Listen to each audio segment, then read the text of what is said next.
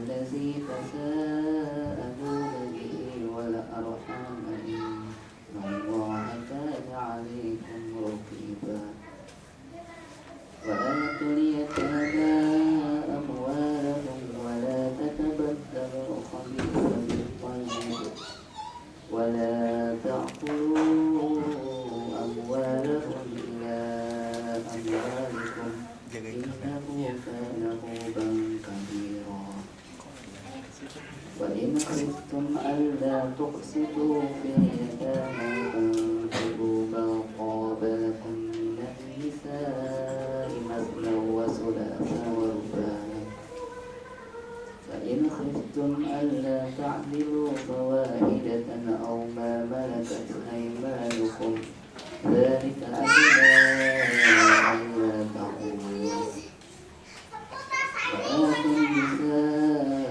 صدقاتهن نحلة فإن طبن لكم عن شيء منه نفسا فكلوه هنيئا مريئا ولا تؤتوا السفهاء أموالكم التي جعل الله لكم قياما وارزقوهم فيها واكسوهم وقولوا لهم قولا معروفا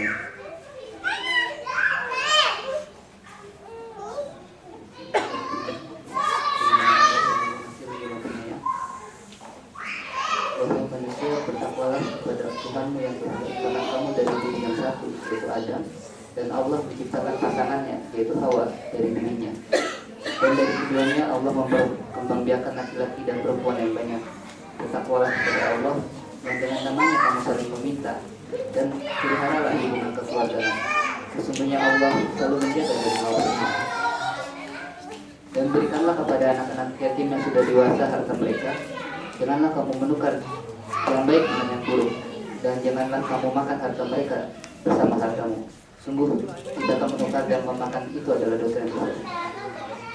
Dan jika kamu khawatir tidak akan mampu berlaku adil terhadap hak perempuan yatim, bila mana kamu menikahinya, maka nikahilah perempuan lain yang kamu senangi, 2, 3, atau 4. Tetapi jika kamu khawatir tidak akan mampu berlaku adil, maka nikahilah seorang saja, atau hamba saya perempuan yang kamu miliki. Dan demikian itu lebih dekat agar kamu tidak berbohong. Dan berikanlah mas kawin atau mahar kepada perempuan yang kamu nikahi sebagai pemberian yang penuh kerelaan. Kemudian jika mereka menyerahkan kepada kamu sebagian dari mas kawin itu dengan senang hati, maka terimalah dan nikmatilah pemberian itu dengan senang hati. Dan janganlah kamu serahkan kepada orang yang belum sempurna akalnya harta mereka yang ada di dalam kekuasaan kamu yang dijadikan Allah sebagai pokok kehidupan. Berilah mereka belanja dan pakaian dari hasil harta itu, dan ucapkanlah kepada mereka perkataan yang baik. Maafkan Allah. Terima kasih Pak Yus atas pembacaan ayat suci Al-Quran dan maknanya. Baik sahabat sekalian, yang mudah-mudahan tadi pembacaan tadi bisa menjadikan pertemuan ini menjadi berkah buat kita karena dibacakan ayat Al-Quran dalamnya. Dan insyaallah kita langsung aja akan memasuki sesi acara inti dari pengajian kita kali ini. Ada? Ya, yang insyaallah akan MO kali ini agak spesial karena MO akan menjadi mata oki. Jadi, sekarang kita akan ngobrol-ngobrol ya, berbeda dengan acara pengajian berikutnya. Biasanya kita akan sekarang ngobrol menggali lebih dalam langsung kepada narasumbernya. Kalau biasanya mungkin mereka yang bercerita, nah kita sekarang yang sebetulnya yang lebih tahu dan menggali ilmu dan hikmah dari para narasumber kita yang insya Allah sebentar lagi akan meninggalkan dunia Osaka ini. Yang mana ini? Jadi sebelum mereka kita berpisah dengan mereka, tentunya akan ya sangat baik jika kita bisa lebih mengenal mereka dan juga mendapatkan hal yang baik dari mereka ini. Baik, tidak berpanjang lebar, insya Allah saya akan serahkan komando kepada host kita, yaitu host. Ya udah nanti gampang ya. Ya langsung aja, ya nanti saya juga akan mendampingi. Jadi kalau soal kabel biar saya aja. Jadi silakan pada Mas Oki. Baik, terima kasih. Assalamualaikum warahmatullahi wabarakatuh. Selamat siang. Mohon maaf saya duduk di atas supaya lebih kelihatan, walaupun saya udah besar sebetulnya duduk di bawah pun juga kelihatan sih. Mengundang langsung saja kita undang narasumber kita hari ini. Narasumber ada kan? Narasumber apa ya Pak ya? Bintang tamu, gestar. Karena sudah berbintang di Osaka kan sudah lulus semua. Saya mah belum, masih bintang kecil kan. Jadi langsung saja kita panggil Pak Sabar, Mas Terensa, dan juga Teh Tri. Teh Tri, panggilnya gimana sih? Teh Ade, Teh Tri, Mbak Tri. Silakan yuk ke depan dulu. Kita sambut dengan tepuk tangan yang tidak meriah. Oke.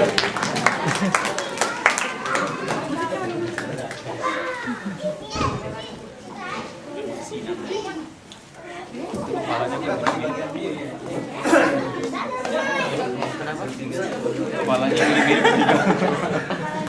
Dari sana ke belakang, dari Jepang.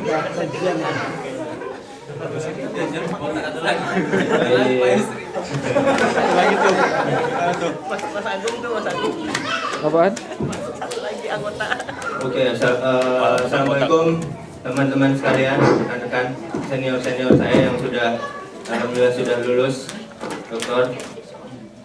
Alhamdulillah ditemani dengan anaknya yang sangat sehat sekali hari ini. Untuk sesi pertama ini, ini kita MO kali ini Matauki khusus. Kita khusus karena sebelum Pak Sabar, Mas Terensa, dan Teh Tri yang sudah tinggal berapa lama Pak di sini Pak? Udah mengalami masa studi di sini, menjalani studi? Soal 5 tahun. 5 tahun. Mas Terensa berapa tahun? 5,5 tahun. 5,5 tahun. Berarti 4 tahun persis. Lama sekali kan? Berarti saya rasa tidak ada teman-teman di Osaka Nara yang tidak mengenal beliau bertiga ini. Tapi untuk mengenal lebih jauh, kan sekedar kenal saja nanti tak sayang ya. Saya sih sebetulnya kenal sama, dan sayang sama Pak Sabar. Tapi kalau sama Mas Terensa gimana ya? Gak tahu lah. Tapi supaya ya semuanya kita saling menyayangi, kita mengenal lebih jauh, coba mengenal lebih jauh tentang ketiga bintang tamu kita kali ini nih. Mungkin saya ke Pak Sabar dulu nih, Pak Sabar ya. Catatan saya yang Pak Sabar hilang nih Pak. Gimana? Udah saya bantu deh ya. Coba. Kang Ajit dulu. Ya, assalamualaikum warahmatullahi wabarakatuh, Mas Sabar. Jadi menurut data intelijen yang saya punya ya, Mas Sabar itu nama lengkapnya Sabar Pambudi. Udah tahu ya, panggilannya Sabar. Jadi beliau ini lahir di Jakarta, ya, terus ketiga dari 4 bersaudara ya. Dan ternyata hobi beliau unik ya, yaitu nonton anime nih. Jadi anime apa nih yang favorit Pak Sabar? Pakai mic Pak, pakai mic Pak. Ini kita direkam langsung oleh Metro TV. Segala macam. Segala macam. Khususnya Gundam. Oh, Gundam. Gini Pak, Itu juga ya. ya, seperti yang dikatakan Bang Ajit tadi, Pak Sabar adalah anak ketiga dari 4 bersaudara. Ya betul. Dan Pak Sabar sekarang mempunyai anak 4. itu apa ada rencana menyaingi orang tua? Ya. Jadi orang tua saya anaknya 4, saya harus 5 nih nanti. Saya nggak mau kalah sama orang tua. Ada seperti itu nggak? Tidak ada rencana khusus ya, mengalir saja. Mengalir saja. Oke, mungkin ke Teh Tri. Teh Tri, kalau anak berapa sih? Gak ada, serius nggak ada. Yang itu nggak ada. Makanya saya tanya. Ketiga dan 3 bersaudara. Anak ketiga dari ketiga bersaudara. Oke, dari situ. Kalau kita ya manggilnya kan Teh Tri, biasanya manggilnya gimana teman-teman? Kalau yang rekan-rekan Ahwat manggilnya gimana? Teh Tri atau Mbak Tri atau gimana? Tapi sebetulnya kalau panggilannya Teh Tri sebetulnya apa? Kalau di rumah atau di Dipanggilnya adik. Oh, dipanggilnya adik loh sebetulnya karena anak ketiga dari 3 bersaudara. Berarti untuk MO kali ini kita panggilnya Mbak Ade aja gimana? Ini kan katanya panggilannya Ade supaya lebih akrab aja, Mbak Ade. Jadi Mbak tapi Ade gitu. Gitu. Iya boleh deh. Oke, terima kasih Mbak Ade. Mbak Ade, lucu juga ya Mbak Ade. Kalau Mas Ferenca, yang unik di sini tempat tanggal lahir semuanya normal nih, semuanya Pak Sabar di Jakarta kan Pak ya? Entri di Bandung. Mas Ferenca lahir di mana? Rumah sakit, jangan bilang gitu ya. Udah pasaran itu ya. Montpellier, Montpellier di mana sih Mas? Prancis. Oh di Perancis, lahir di Perancis. Oh ada half gitu apa? Campuran orang tua. Tidak ada campuran. Oh. Ada campuran. Gimana ceritanya kok bisa lahir di Perancis? Orang tua saya dulu di sana. Oh, studi di Perancis gitu.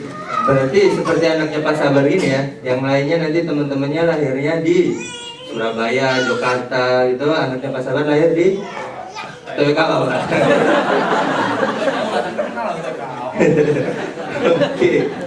Oke.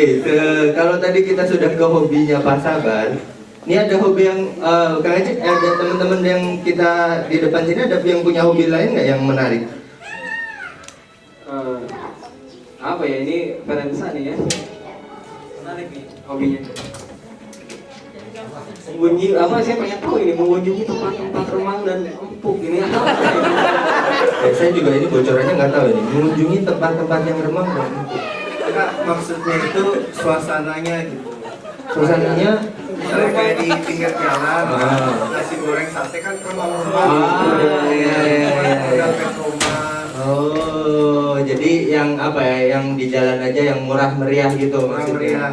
Oke, berarti ini merakyat sekali ya Mas Ferenca, walaupun lahirnya di Montpellier tadi ya. Oke, kalau Tetri hobinya apa nih Mas Kang Ajin nih? Katanya sih nonton dorama di waktu senggang. Nonton Tapi dorama? agak ragu di waktu senggangnya. Jangan-jangan salah-salah jikeng atau apa gitu ya, itu termasuk. Kalau Pak Sabar sendiri nonton animenya kapan Pak? Macam-macam ya, misalkan malam ya biasanya ya, atau bareng sama anak-anak juga kadang-kadang. Oh, Jadi banyak aja sendiri lah. ditularkan juga ya hobi nonton anime. Iya, jadi ketularan tuh anak-anak ya. Anime atau yang lainnya ya. Bagus sekali. Kita punya Pak Sabar yang 5,5 tahun, Mas kebalik ya. Pak Sabar 5 tahun, 5,5 tahun dan Tetrik 4 tahun. Kira-kira pengalaman paling berkesan selama di Osaka ini apa nih? Buat Pak Sabar dulu mungkin. Ya saya pengalaman berharga saya ketika di luar negeri ya karena ketemu banyak orang ya dengan latar belakang yang berbagai macam ya. Terus juga yang saya tatap saat ini kan juga orang-orang yang kedepannya pasti luar biasa ya. Orang-orang yang keluar negeri itu kan orang-orang pilihan ya. Bukan orang yang sembarangan gitu, kayak saya gitu sembarangan. Enggak juga Pilihan semua gitu ya. Jadi itu sebuah pengalaman yang berkesan bagi saya. Terus yang kedua kalau saya pribadi belajar Islam lebih banyak di luar makanya dibanding di Indonesia. Khususnya saya nulis di situ kayak santri ya, jadi nyantri di Masjid Ibadah ya sama Imam Husin dan teman-teman yang lain. Itu juga hal yang menarik bagi saya. Kalau di Indonesia sih banyak ya pengajian segala macam, cuman suasananya berbeda ya. Ada suasana yang berbeda. Iya, kita apa ya, menjadi minoritas di negeri orang itu menjadi kita lebih guyup Pak ya. Jadi itu merupakan pengalaman yang sangat berharga buat Pak Sabar selama di Osaka. Kalau Mas Ferenca nih, apa nih pengalamannya? Jangan bilang nemuin tempat remang-remang di Jepang, jangan bilang seperti itu. Apa nih pengalamannya? Kalau saya pertama datang di sini kan serba pas-pasan gitu kan. Jadi ya, tapi saya beruntungnya waktu pertama kali datang ke Jepang itu ditempatkan di ini asrama saya yang dulu itu Satsuki Gaoka gitu. Itu Satsuki Gaoka itu tuh datang mahasiswa asing banyak, itu tuh selalu pesta tiap Iya. Jadi kesenangannya pesta waktu itu. ya pesta gitu. Oh, setelah pindah di apa tuh masih ikut pesta nggak? Pindah di Enggak. Syukurlah kembali ke jalan yang benar lagi berarti ya. Oke, kalau Tetri nih, pengalaman yang paling mengesankan selama di Osaka apa Pak? Tetri. Banyak sih yang Banyak, termasuk ketemu sama saya itu termasuk menyenangkan pasti sih. Tapi nggak usah diceritakan, ini Pak, kita rahasia aja, itu out of air. sebetulnya sih awal pertama kali datang ke Jepang itu nggak beda jauh ya, karena kebetulan di lab saya itu banyak orang Indonesia terus datang bulan September cuaca kayak di Bandung gitu kan waktu itu, jadi nggak ada bedanya sampai saya lupa kalau saya berada di Jepang. Oh, saking apa gitu ya? Terus Ya di sini ditulis nih hiking bareng Teh Dewi. Pakai sepatu licin hampir jatuh. Itu ceritanya gimana itu? Pakai sepatu licin. Kenapa nggak pakai sepatu yang nggak licin? Pakai sepatu licin. Tuh, ngapain? Pakai sepatu licin. Iya, sepatu saya udah jelek gitu. Oh gitu. Oh iya. Mungkin itu hikingnya ketika masih awal datang, beasiswa belum turun mungkin ya. Jadi belum bisa beli sepatu yang bagus. Pengalaman saya sama dengan Ferenza. Jadi pada saat datang belum ada beasiswa tahun pertama, jadi segala sesuatu serba deg-degan kan, harus bayar SPP dan sebagainya. Oh iya. Jadi ya berkesan harus terlalu banyak mensyukuri. Oh, oke, harus bersyukur ya, emang harus sabar dan syukur ya, harus pas sabar ya. Oke. Ganti gosip yang punya Petri ini nilainya itu Ya. orang yang paling berani. Gitu. Orang yang paling berani. Bahkan senseinya pernah dimarahin, bener nggak tuh? Gosip Coba kita pengen konfirmasi ya. Konfirmasi dari Nah, tadi. itu cuman ya ngobrol biasa aja. Ngobrol biasa cuma sambil nyentak gitu.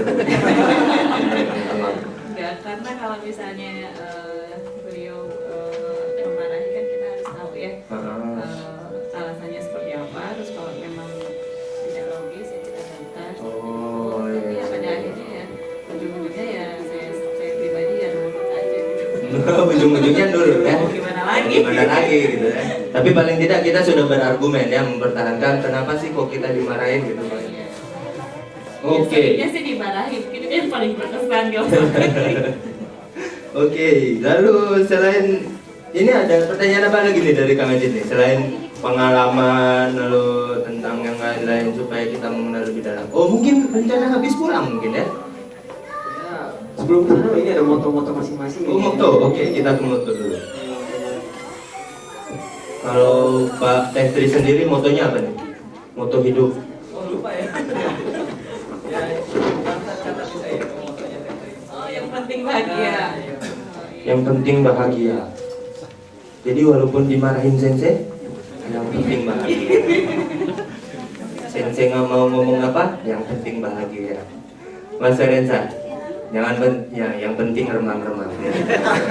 Nah, kalau saya semuanya bisa kita lakukan. Yang penting tinggal niatnya aja. Niat ya, berarti yang penting bahagia dan yang penting niatnya aja. Oke. Oh ya, jadi semua tergantung dari niat kita. Kemauan kita. Kemauan kita, oke. Dari Pak Sabar nih. Ini saya baca motonya panjang nih. Iya panjang memang, saya juga pengen hafal kalau ya cuma tahu intan serolah yang semua kita agama. Jadi barang siapa yang membantu agama Allah ya, maka Allah akan bantu kita gitu. Dan fakta sebenarnya bukan kita membantu Allah sih, sebenarnya membantu diri kita sendiri sebenarnya ya. Dalam artian kita coba menegakkan agama itu ya dalam diri kita dan keluarga kita sebisa mungkin ya, seoptimal mungkin. Kesulitan pasti ada ya, tapi ketika itu tertanam dalam diri kita ya, palingnya bagi saya gitu ya, dan ada sebuah keyakinan dan keimanan bahwa nanti kesulitan itu pasti nanti akan digunakan oleh Allah gitu ya. Jadi saya dari dulu prinsipnya seperti itu, jadi kalau misalnya ada yang saya bantu ya saya bantu gitu ya. Mudah-mudahan itu bisa juga mengurangi beban saya gitu. Itu moto yang sangat bagus sekali buat dari teman rekan-rekan kita yang ada di depan ini bertiga. Yang satunya bahagia, yang penting niat, dan yang satunya kita membantu ya di jalan Allah agar kita juga diberikan posisi dan juga kembali ke kita nanti Pak ya pasti ya hal yang kebaikan itu. Kang Ajit, ada lagi? Ya, yang mungkin kita kasih lah ya, mungkin ada yang belum kenal nih, Yang belum kenal atau pengen tahu lebih jauh gitu, Pengen tahu lebih jauh. ini saya kesempatan terakhir. Oke, mungkin saya punya pertanyaan ke Pak Sabar. Pak Sabar mempunyai 4 orang putra putri. Teman-teman lain juga punya. Mungkin ada rekan-rekan di sini juga yang mungkin istrinya sedang mengandung Pak ya. Saya rasa ilmu memberi nama pada seorang anak itu penting Pak. Ini namanya unik-unik Pak. Ada yang pertama Ilyas, anak kedua Sofi, anak ketiga Ilmi, dan anak keempat Hafsah. semuanya mempunyai arti yang pastinya mempunyai arti. Dan Pak Sabar gimana? Artinya masing-masing dari nama anak-anak Pak Sabar itu apa? Boleh diceritakan? Ya, jadi ketika kami menentukan nama ya, karena nama itu kan warisan orang tua kepada anak ya. Jadi biasanya kami berdua sama istri itu sebelum anak lahir gitu ya, sudah mikir apa anaknya gitu ya, kalau laki atau perempuan. Nah terus kesepakatannya nama anak yang laki-laki kalau lahir dari kami gitu ya, harus nama Nabi ya, nama Rasul gitu ya. Nah waktu itu untuk nama Ilyas seperti itu, Ilyas itu kan Nabi Ilyas ya. Perjuangan Nabi Ilyas itu cukup unik ya dalam satu di kaumnya ya, di kaum Bal. Terus nama kedua, suku kedua itu biasanya kami menamakan anak itu dari sifat. Oh, sifat. Jadi sifat atau keinginan kita terhadap anak tersebut ya. Misalkan Ilyas Fatih itu kemenangan, pemimpin segalanya gitu ya. Terus kalau anak perempuan, nama pertama itu biasanya kami ambil dari nama istri Rasul ya, Rasulullah SAW ya. Gitu, jadi Sofia. Waktu itu kepikirannya Sofia itu salah satu istri Rasul yang cantik ya, atau berhati lembut ya, walaupun dari garis keturunan itu beliau keturunan Yahudi ya, cuman ketika itu beliau masuk Islam gitu ya. Sofia, terus Khadijah ya, Khadijah istri pertama Rasulullah ya, kita tahu semua ya, sekretarnya beliau mendukung Rasulullah ya. Yang terakhir itu Hafsah. Hafsah ini anaknya Umar bin Khattab. Jadi kita juga kepingin Hafsah ini ya wataknya ya seperti kayak Hafsah istri Rasulullah, dan juga wataknya kuat seperti Umar bin Khattab ya. Belakang-belakangnya juga kayak misalkan Sofia Hanifah, lurus ya, Hanifah itu lurus ya, mudah-mudahan jadi anak yang Hanif yang lurus ya, yang bisa beragama dengan baik ya.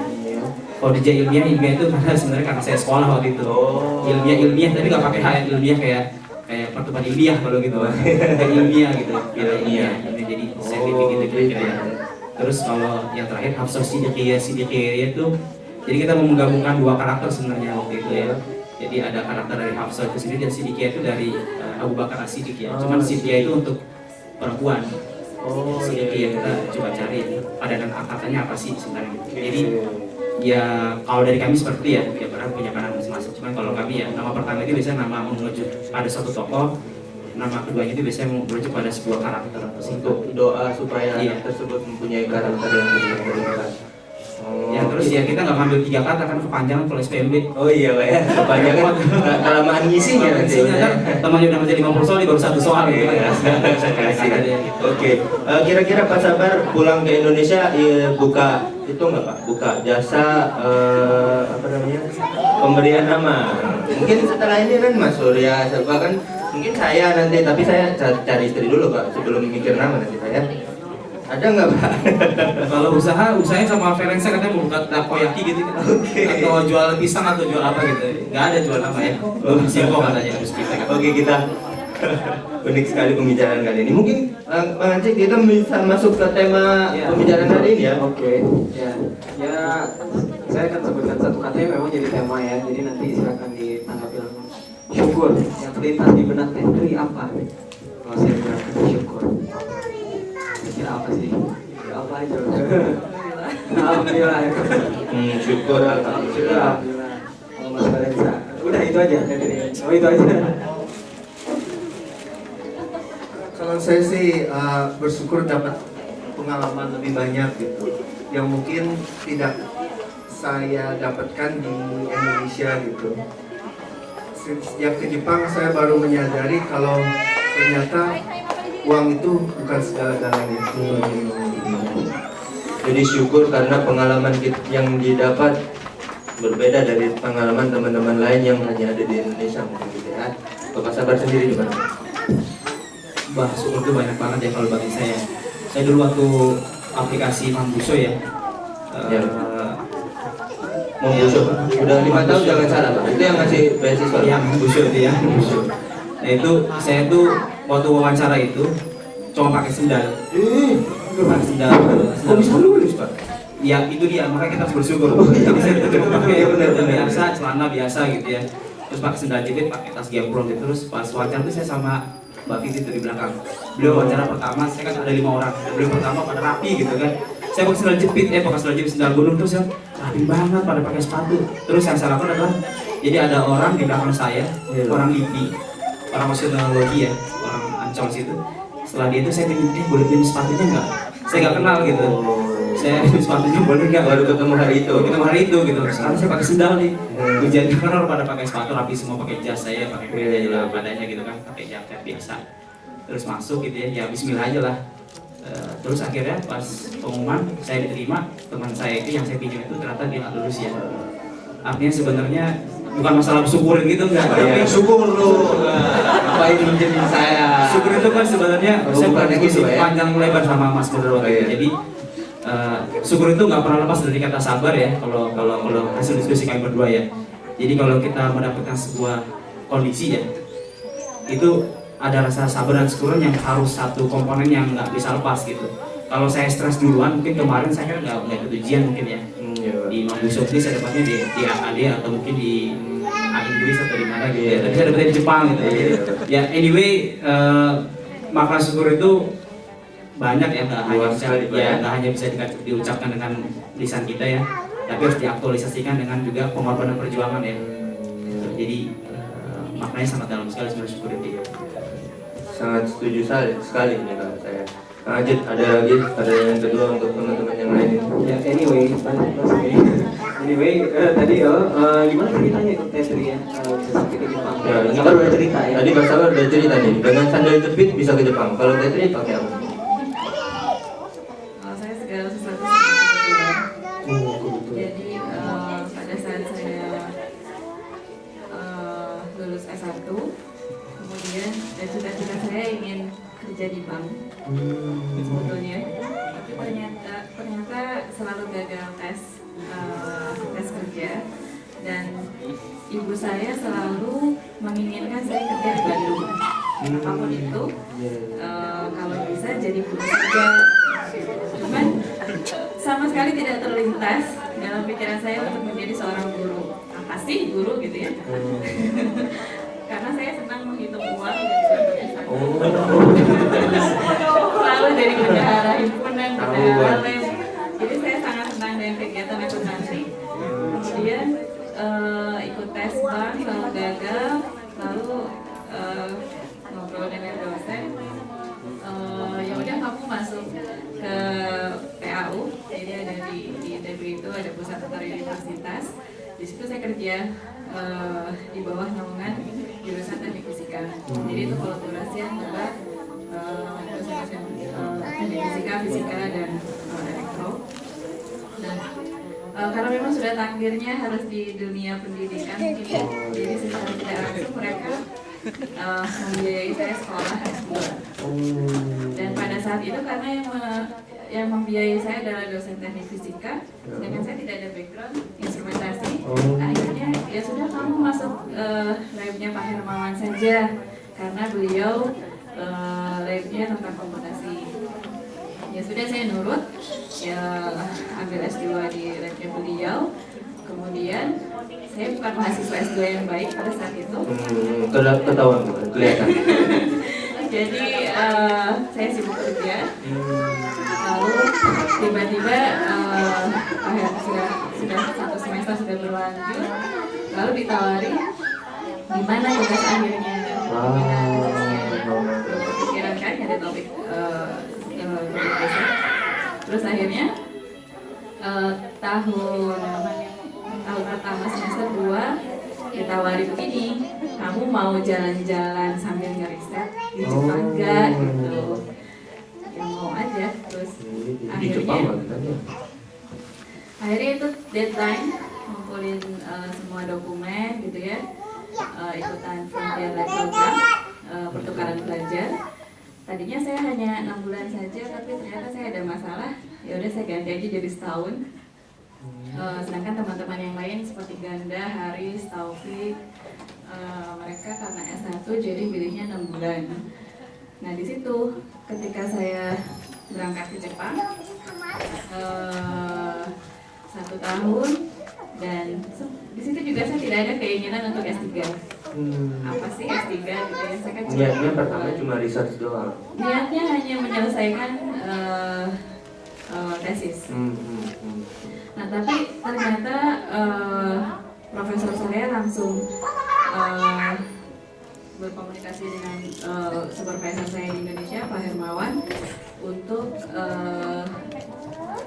memberi saya beasiswa dan melanjutkan S3 di sini. Nah sempat waktu itu profesor saya di ITB untuk mengurus semua syarat kelulusan, tapi ternyata gagal karena saya masih kekurangan satu SKS, ada SKS kalau nggak salah SKS wajib, jadi tidak bisa transfer dan akhirnya saya harus kembali lagi ke ITB untuk menyelesaikan satu semester yang ketiga. Nah di situ saya juga masih males ya, S3 gitu, tapi ternyata didukung oleh keluarga yang segala S3 aja, jadi segala sesuatu diurus oleh SAT, mulai dari aplikasi pendaftaran, pokoknya saya datang ke sini tahu beres, dan itu pun belum ada beasiswa, selama 1 tahun beasiswanya molor gitu, karena kebetulan saya dapat beasiswa dari proyek pengembangan sumber daya manusia di ITB sendiri. Ya seperti itu karir pendidikan. Berarti sempat bolak-balik ya? Iya, saya bolak-balik. Dan apa ibu atau keluarga tadi yang pingin Tetrik kerjanya di Bandung aja gitu, tapi ternyata waktu mau S3 di Jepang malah didukung kan? Iya. Oh ya, ceritanya seperti itu. Mungkin di rumah udah penuh kamar, jadi Bandung dulu aja lah, ntar kita perbesar rumah gitu. Iya, jadi segala sesuatunya serba kebetulan. Jadi mungkin Pak Sabar ada kerja keras untuk tes beasiswa, kalau saya mungkin ada tapi kayak enggak. Jadi ya. Pak Sabar kerja kerasnya meyakinkan orang tersebut untuk meminjamkan sepatu. Mas Ferensa nih sekarang, sebelum kita masuk ke pariwara. Saya lupa pertanyaannya tadi apa. Ceritanya gimana sampai ke Jepang gitu loh. Jual knalpot, kumpul uangnya baru ke Jepang gitu. Gimana ceritanya? Saya sebenarnya sejak waktu masih SMA itu sudah ada impian mau ke Jepang. Dulu impian saya tuh sederhana, SMA, kuliah S1 di Jepang, kerja dan nikah sama orang Jepang. Oh, ternyata. Tapi nggak selalu gagal terus gitu. Baru bisa setelah berapa tahun ya, setelah kerja di LIPI 2 tahun baru bisa Ke Jepang. ke Jepang. Tapi itu pun nggak ada beasiswa gitu. Oh, nggak ada beasiswa awalnya. Nggak ada. Jadi dulu itu hidupnya prihatin lah. Dulu saya sebulan itu total biaya makan tuh rata-rata kalau nggak 10.000, 15.000 ya. Keseringan pesta sih. Hah? Kan tadi sering pesta dulu. Nah kalau pestanya ini murah 500. Oh gitu. Kalau saya tahu tujuannya ikut pesta berarti bukan untuk mungkin dengan 500 bisa makan sehari 3 kali gitu ya dalam 1 kali pesta. Oh enggak. Jadi tujuan saya ikut pesta itu kan gini. Saya kan nggak ada beasiswa. Terus saya kan terus kalau beasiswa kan rata-rata wawancaranya itu kan dengan Bahasa Jepang. gitu. Terus kan saya harus mikir otak gimana gitu. Kalau saya kursus bahasa Jepang kan nggak mungkin, nggak ada uang, Duit lagi. kan. Yang mending saya bayar 500, ketemu banyak orang Jepang, Iya. orang Inggris, lancar. Langsung latihan langsung gitu ya. Latihan langsung. Latihan langsung berkomunikasi. Tahu saya. Dulu saya ingat pertama kali saya terima SMS bahasa Jepang, itu buat ngebalas itu saya butuh waktu 1 jam. Oke. Tanya Mbak Google dulu. Oh belum ada ya Google Translate mungkin ya. Dulu belum ada gitu. Jadi manual pakai buku yang tebal itu, kamus gitu. Bisa didapat ini ya perjuangan teman-teman sekalian nih kayaknya untuk ceritanya sampai ke sini, sampai ke lulus ini. Ada pertanyaan lanjutan mungkin dari Bang Haji? Ya saya penasaran aja nih apa namanya pas mungkin ini pas saat dengar pertama kali itu dapat beasiswa atau mungkin udah pada lulus semua kan ya? Lulus, alhamdulillah. Pas dengar misalnya kamu dapat beasiswa atau yang terakhir kamu lulus, dinyatakan lulus. Sama dokter. Nah, teman-teman yang dirasain terus yang dilakuin setelah itu apa? Apa Ada hubungannya dengan syukur kan pasti. Itu sabar dulu, karena ada hubungan dengan syukur itu. Ketika lulus dapat beasiswa atau lulus dokter, selamat.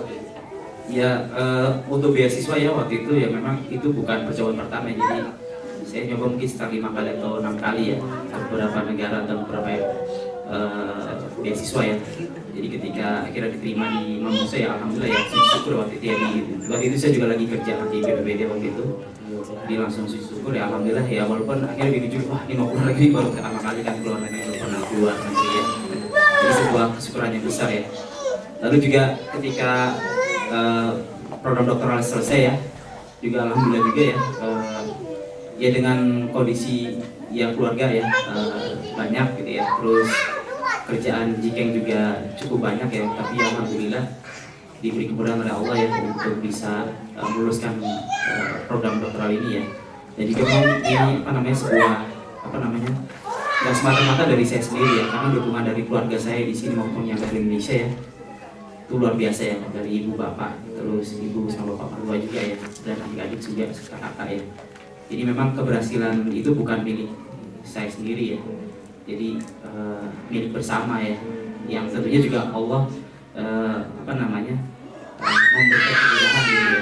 Karena ya tadi balik lagi masalah keyakinan ya, kalau tadi kita sudah yakin ya dengan apa yang kita lakukan, ya pasti ya Allah juga nggak akan memberikan kesulitan tanpa ada sebuah kemudahan atau suatu solusi. Jadi itu sih ya, insya Allah sih kalau dari saya. Dari lulus Mumbusyo dan juga lulus dokter, tidak hanya perjuangan diri sendiri, dukungan keluarga, dan pastinya ada campur tangan Allah Subhanahu wa Ta'ala. Kalau Mas Ferensa, perasaannya gimana ketika dinyatakan lulus dokter? Saya senang sekali akhirnya bisa pulang. Oh iya, akhirnya bisa pulang. Akhirnya bisa buka usaha sate mungkin.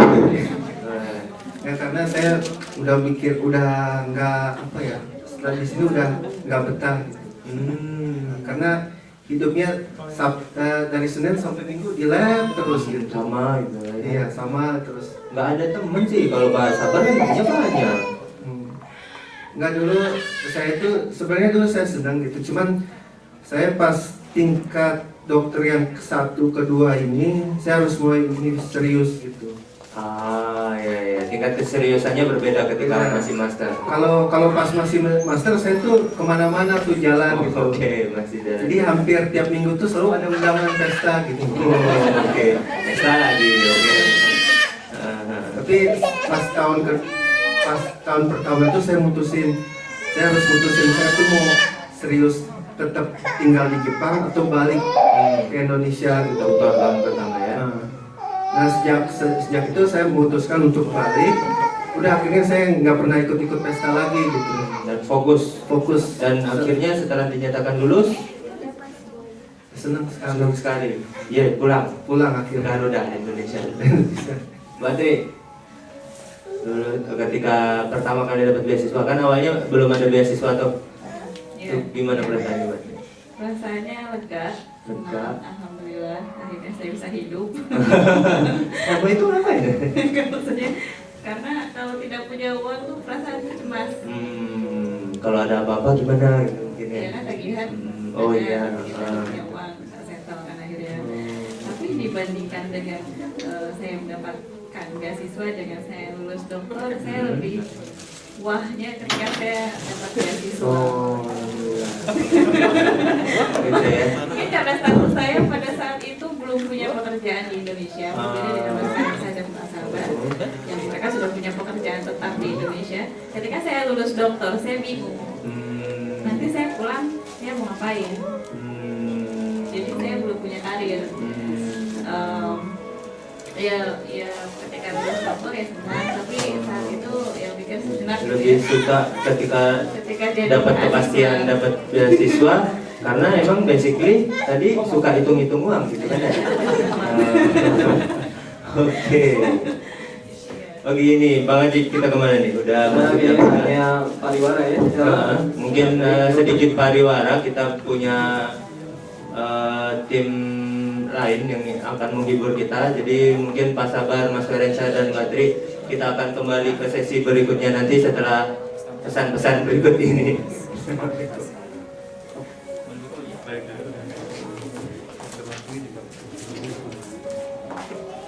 Untuk tim Osaka Boys, silakan apa namanya menuju panggung. Mas Aldi, Bang Ida dan Mas Vero